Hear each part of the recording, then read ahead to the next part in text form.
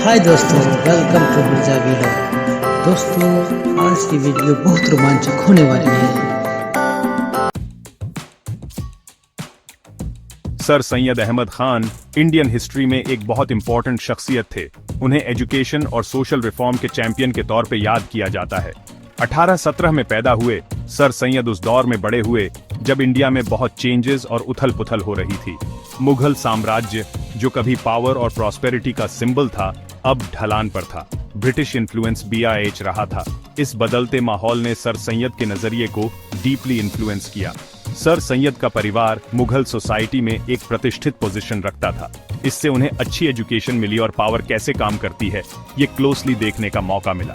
उन्होंने अपनी पढ़ाई में बहुत अच्छा परफॉर्म किया। मैथमेटिक्स, एस्ट्रोनॉमी और इस्लामिक ज्यूरिस्प्रूडेंस में उनकी गहरी इंटरेस्ट डेवलप हुई। उनकी अर्ली एजुकेशन ने उनके अंदर नॉलेज और लर्निंग के लिए गहरा रिस्पेक्ट पैदा किया। सर सैयद का करियर पाथ उन्हें ब्रिटिश कॉलोनियल एडमिनिस्ट्रेशन तक ले गया। उन्होंने नॉर्थ इंडिया के अलग अलग हिस्सों में जज की तरह काम किया। ये एक्सपीरियंस उनकी जिंदगी का टर्निंग पॉइंट साबित हुआ।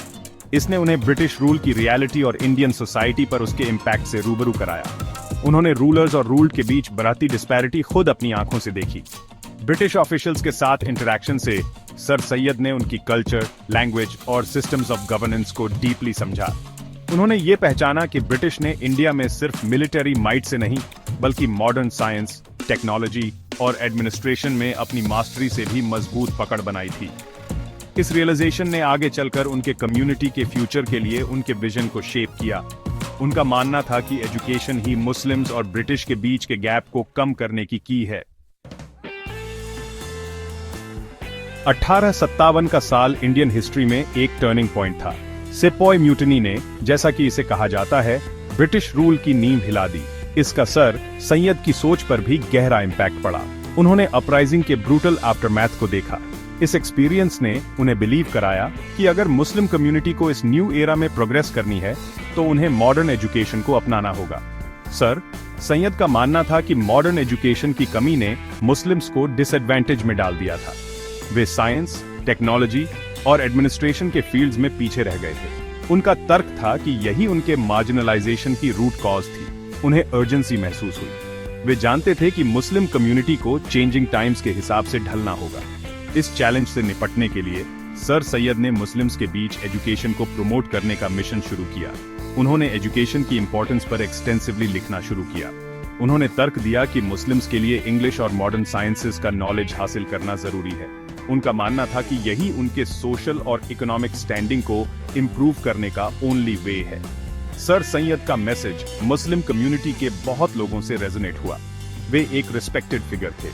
एजुकेशनल रिफॉर्म के लिए उनकी कॉल को उनके सामने मौजूद चैलेंजेस का एक प्रैक्टिकल सॉल्यूशन माना गया। इसने एक सोशल रिफॉर्मर और मॉडर्न एजुकेशन के एडवोकेट के रूप में सर सैयद के जर्नी की शुरुआत की। उन्होंने अपनी बाकी जिंदगी इस कॉज के लिए डेडिकेट कर दी। एजुकेशनल रिफॉर्म के लिए सर सैयद का विजन 1863 में साइंटिफिक सोसाइटी के एस्टैब्लिशमेंट के साथ कॉन्क्रीट शेप में आया। ये सोसाइटी सिर्फ एक एकेडमिक इंस्टीट्यूशन से बढ़ाकर थी। ये इंटेलेक्चुअल एक्सचेंज का प्लेटफॉर्म और प्रोग्रेस का सिंबल थी। इसका primary aim western scientific thought और नॉलेज को मुस्लिम कम्युनिटी से इंट्रोड्यूस कराना था। साइंटिफिक सोसाइटी ने साइंटिफिक टेक्स्ट को उर्दू में ट्रांसलेट करने में क्रूशल रोल निभाया। ये एक ग्राउंड ब्रेकिंग इनिशिएटिव था। इसने साइंटिफिक नॉलेज को वाइडर ऑडियंस तक पहुंचाया। जो लोग इंग्लिश नहीं जानते थे, वे अब डिफरेंट फील्ड्स में लेटेस्ट डिस्कवरीज और एडवांसमेंट्स के बारे में सीख सकते थे। एजुकेशन के प्रति सर सैयद का अप्रोच सिर्फ वेस्टर्न आइडियाज को इंपोर्ट करने तक सीमित नहीं था। वे ईस्टर्न और वेस्टर्न नॉलेज का सिंथेसिस बनाने में बिलीव करते थे। उन्होंने अपने स्टूडेंट्स को कुरान और मॉडर्न साइंस दोनों पढ़ने के लिए इनकरेज किया।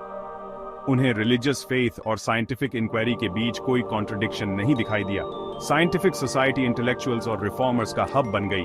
इसने वाइड रेंज ऑफ टॉपिक्स पर लेक्चर्स, डिबेट्स और डिस्कशंस होस्ट किए। सर सैयद की एफर्ट्स रंग लाने लगी। सोसाइटी ने ऐसे मुस्लिम इंटेलेक्चुअल्स की एक जनरेशन क्रिएट करने में हेल्प की जो वेस्टर्न और ईस्टर्न थॉट दोनों में एक्सपर्ट थे।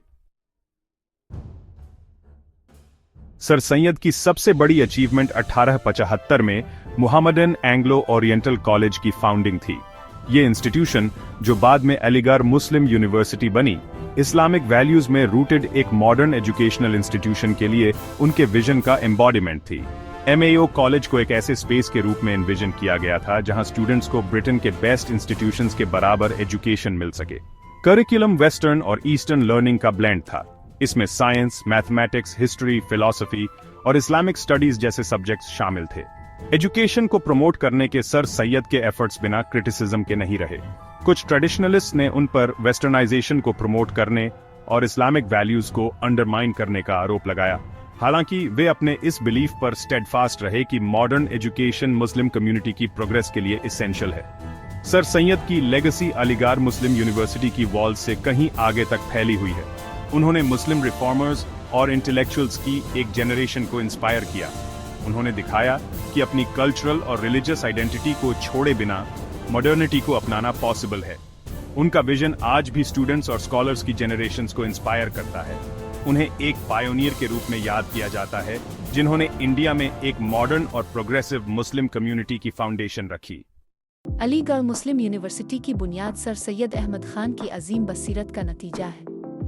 1857 की तहरीक आज़ादी के बाद उन्होंने महसूस किया कि मुसलमानों के लिए तालीम हासिल करना और सरकारी खिदमात में शामिल होना कितना ज़रूरी है। राजा जी किशन ने भी उनका साथ दिया, जो इस मिशन में उनके शाना बशाना रहे। जब 1842 में फ़ारसी ज़ुबान के इस्तेमाल में तब्दीली का फैसला हुआ तो मुसलमानों में गुस्सा फैल गया।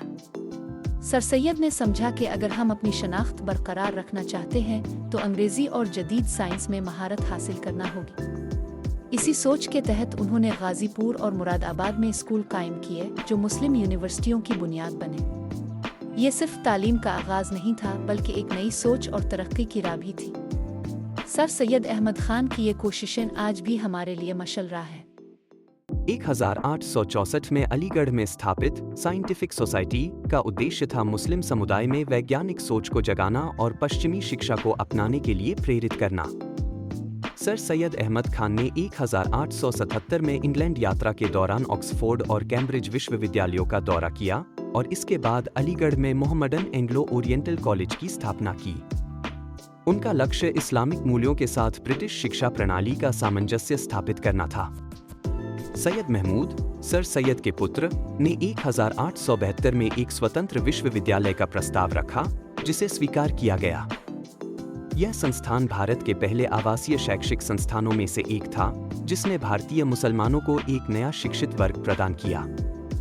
1901 में वायसराय लॉर्ड कर्जन ने इसकी प्रशंसा की। शताब्दी के अंत तक कॉलेज ने द अलीगेरियन नाम से पत्रिका प्रकाशित की और विधि विद्यालय की स्थापना की। 1907 में लड़कियों के लिए एक विद्यालय खोला गया और 1920 तक यह अलीगढ़ मुस्लिम यूनिवर्सिटी में परिवर्तित हो गया। सर सैयद का देहांत 1898 में हुआ और उन्हें अलीगढ़ मुस्लिम यूनिवर्सिटी के सर सैयद हॉल की मस्जिद में दफनाया गया। यह यात्रा शिक्षा और सामाजिक सुधार की एक प्रेरणादायक कहानी है। 1901 में जब लॉर्ड कर्जन ने हमारे विद्यालय का दौरा किया तो उन्होंने यहाँ के कार्यों की प्रशंसा की और इसे संप्रभु महत्व बताया। यह विद्यालय, जो पहले कलकत्ता विश्वविद्यालय से जुड़ा था, 1885 में इलाहाबाद विश्वविद्यालय से भी जुड़ गया। शताब्दी के अंत तक हमने द अलीगेरियन नाम से अपनी पत्रिका प्रकाशित करना शुरू कर दिया और विधि विद्यालय की स्थापना की। इसी समय विश्वविद्यालय का दर्जा प्राप्त करने के लिए आंदोलन तेज हुआ। विद्यालय का विस्तार हुआ और पाठ्यक्रमों में विविधता आई। 1907 में लड़कियों के लिए एक विद्यालय की स्थापना की गई, जो हमारे समावेशी दृष्टिकोण का प्रतीक है। 1920 तक हम अलीगढ़ मुस्लिम यूनिवर्सिटी बन गए।